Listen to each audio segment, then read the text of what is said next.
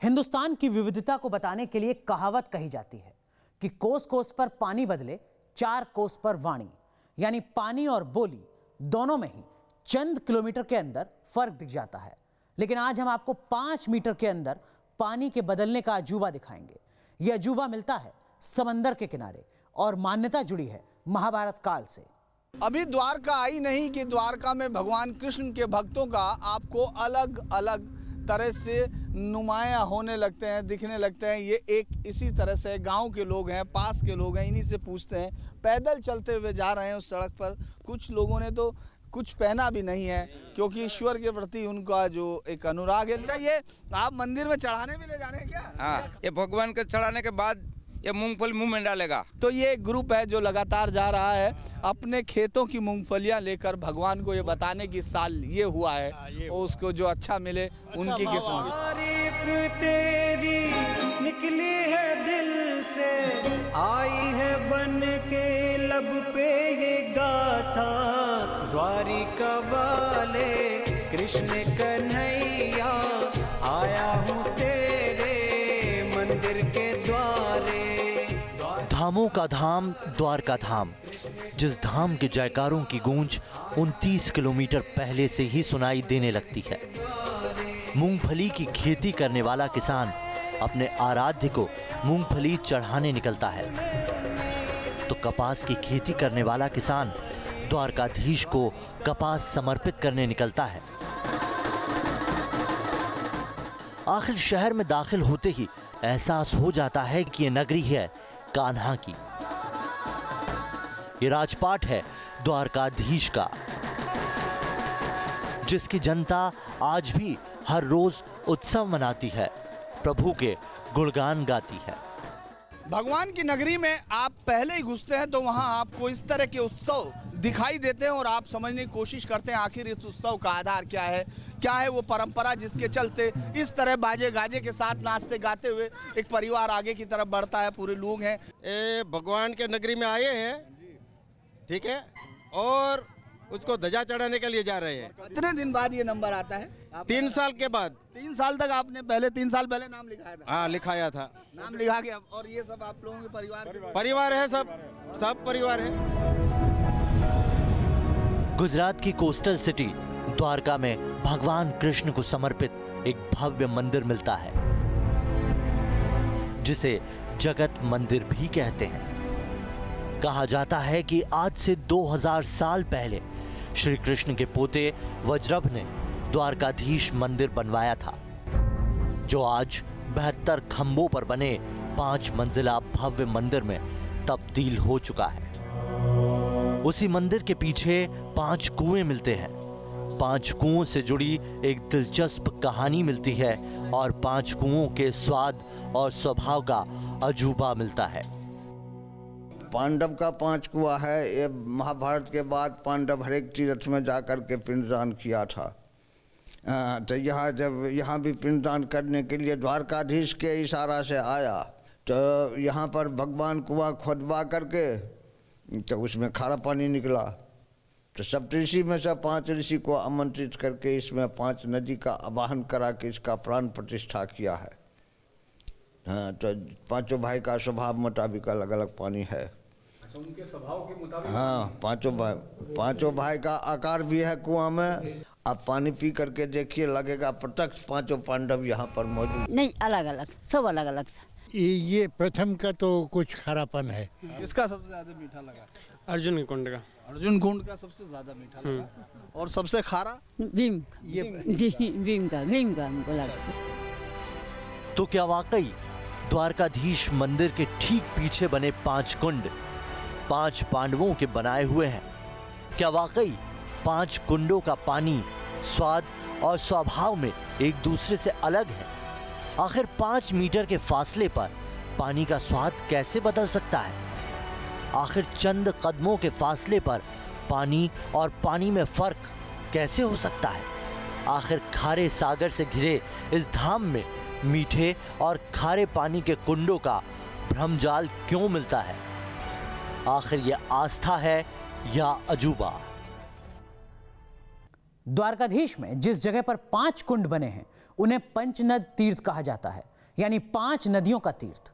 दावा किया जाता है कि पांचों कुंडों में 5 अलग अलग नदियों का पानी है और इसी वजह से स्वाद में फर्क मिलता है। इसी दावे की पड़ताल के लिए हमने फैसला किया रियलिटी टेस्ट का। मान्यता है कि महाभारत युद्ध खत्म होने के बाद इसी प्रायश्चित से पांडव भी गुजरात के द्वारका खींचे चले आए। अपनों की आत्मा की शांति के लिए पिंडदान किया और गोमती नदी के किनारे गोमती तीर्थ में जिन कुंडों का इस्तेमाल किया वो आज भी हर किसी के लिए अजूबा है। हम यहाँ इस वक्त ऐसी जगह है द्वारका में, ये द्वारकाधीश के मंदिर के ठीक सामने गोमती का इलाका जिसको कहा जाता है पंचनद तीर्थ है। हम लोग यहाँ से शुरू करते हैं किस तरह से इस 5 नदियों के पानी में उनका स्वाद अलग है। मान्यता है कि पिंडदान करने से पहले 5 पांडवों ने सप्त ऋषियों में से 5 ऋषियों का आह्वान किया। 5 ऋषियों ने अपनी तपस्या से 5 नदियों को द्वारका में प्रकट किया और उन नदियों को एक एक कुंड में समाहित कर दिया गया। कहते हैं कि इन कुंडों में अलग अलग नदियों का पानी है जो कभी नहीं सूखता और नदियों का अलग होना ही उनके स्वाद और स्वभाव तय करता है। युधिष्ठिर कुंड में बद्रीनाथ की लक्ष्मणा नदी का पानी है, तो भीम कुंड में गया की जंबुवती नदी का पानी है। अर्जुन कुंड में लखनऊ की गोमती नदी का पानी है, तो नकुल कुंड में गोवा की उश्वती नदी का पानी है और सहदेव कुंड में ओडिशा की चंद्रभागा नदी का पानी है।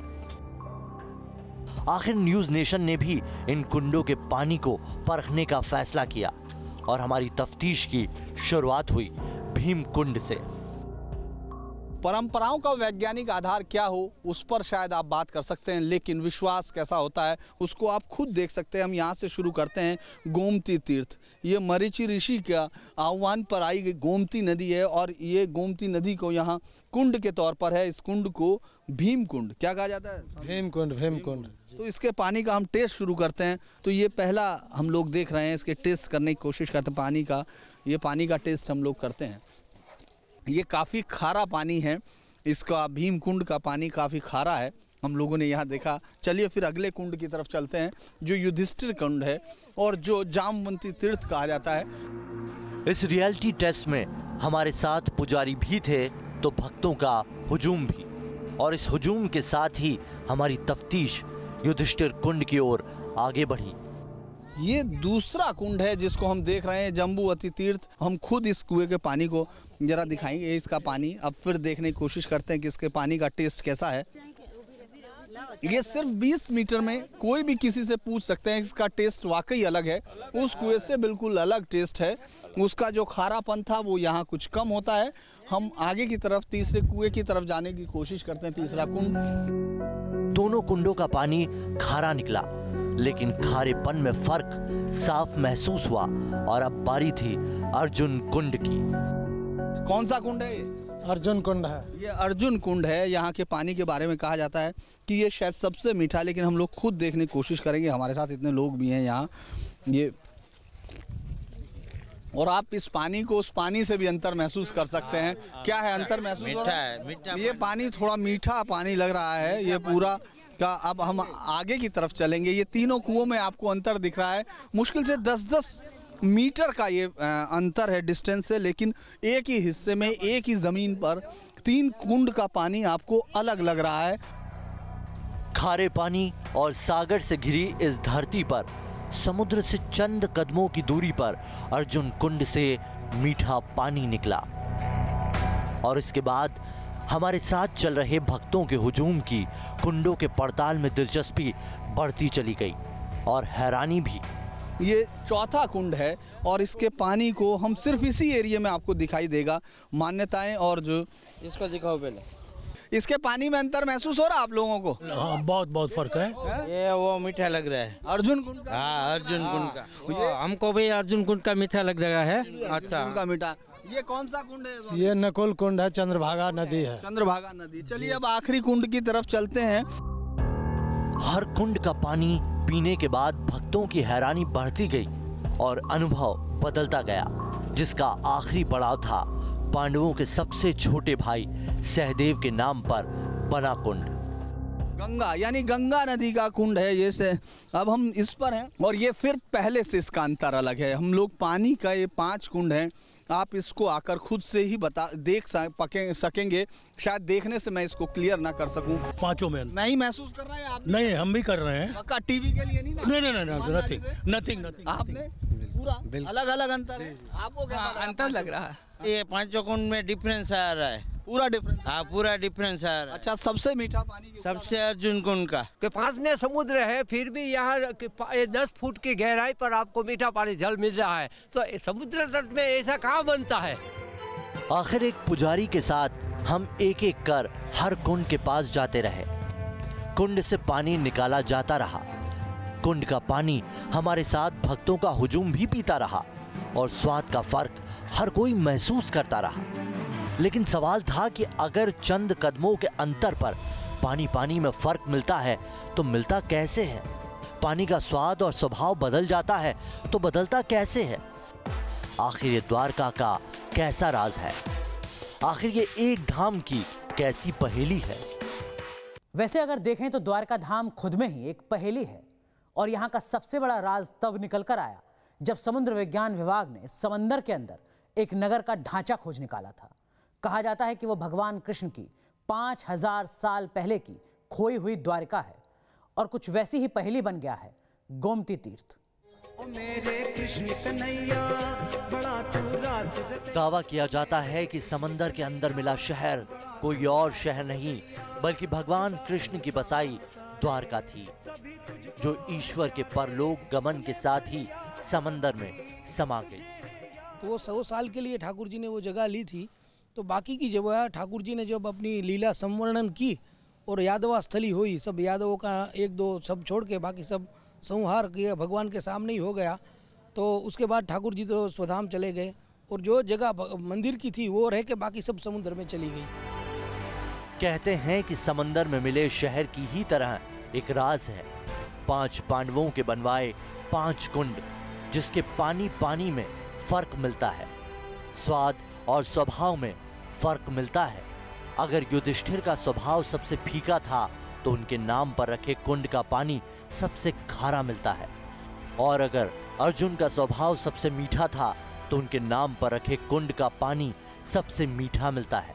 लक्ष्मी नारायण भगवान और 5 कुआ ये दोनों द्वारका का मुख्य प्रसादी है, क्योंकि ये लक्ष्मी नारायण भगवान का स्वरूप और 5 कुआ का नक्शा दोनों देखने से आपको प्रत्यक्ष लगेगा कि दोनों चीज प्रत्यक्ष है।